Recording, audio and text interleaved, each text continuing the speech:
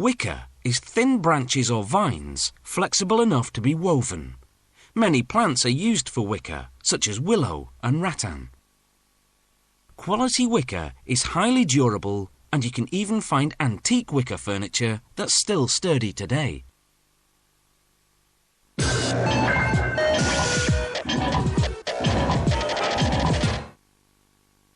The oldest piece of wicker on record dates back to 1400 BC. Archaeologists discovered it in Egypt, where people used wicker chairs. Hand-woven wicker furniture was the rage in Europe and North America in the 1800s. To meet this demand, trade schools churned out master wicker weavers. By the 1930s, manufacturers developed a paper fabric to mimic the look of wicker, and large, mechanized looms to do the weaving.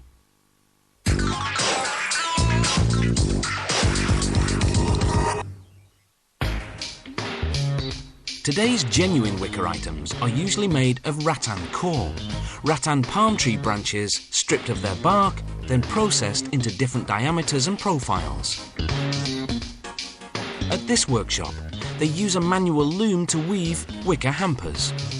Taking what's known as flat oval rattan core, flat on one side, rounded on the other, they run horizontal strands through vertical strands in an under and over pattern, working between the hamper's wooden frame and its fiberboard lining. The vertical strands are kept taut by tying them to weighted ropes.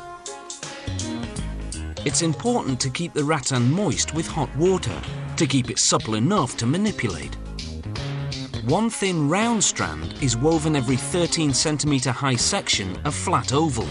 There's no structural reason for this pattern, it's purely aesthetic.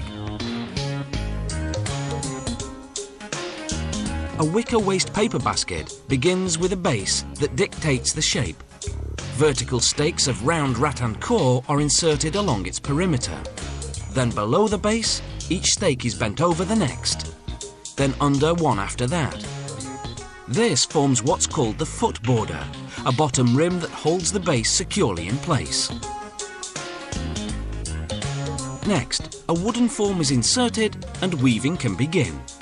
First, a small section of round rows, then a large section of flat oval ones. Slowly and patiently, they work their way to the top, never resorting to glue or staples to hold the strands together. Only a hook to compress the rows for a neat and tight weave. Every so often, a worker uses pliers to tear off a stray fibre. Now for the finishing touch. Workers braid what's left of the vertical stakes into a decorative top rim. This particular braiding technique is very complex, requiring all 10 fingers and a special tool to pry stubborn strands apart. Workers snip the excess off with a cutter. When finished, the modular wooden form is removed. Its components are numbered so they'll know how to reassemble them for the next basket. Another more decorative way to finish the top of the basket is this arch technique. They trim each vertical stake, bend it into an arch, then tuck it into the basket, 3 stakes over.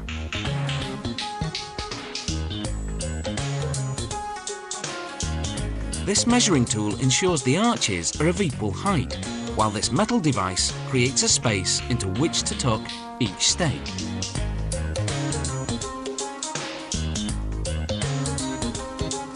Wicker weavers create magnificent designs by combining various shapes and sizes of rattan. A strand can be as thick as a pencil or as thin as a needle. While this doesn't quite fall under the category of wicker, it's not uncommon to see wicker workshops use other natural materials. Here a chair seat is being weaved out of cord made from seagrass.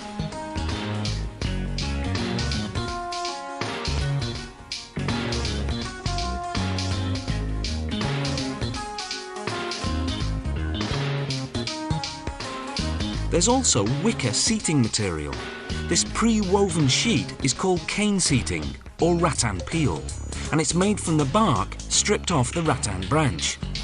First, workers force it into a groove in a chair's wooden frame.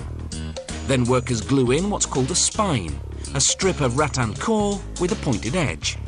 They force that edge into the groove, hammering it down to hold the rattan peel in place. Then they trim off the excess.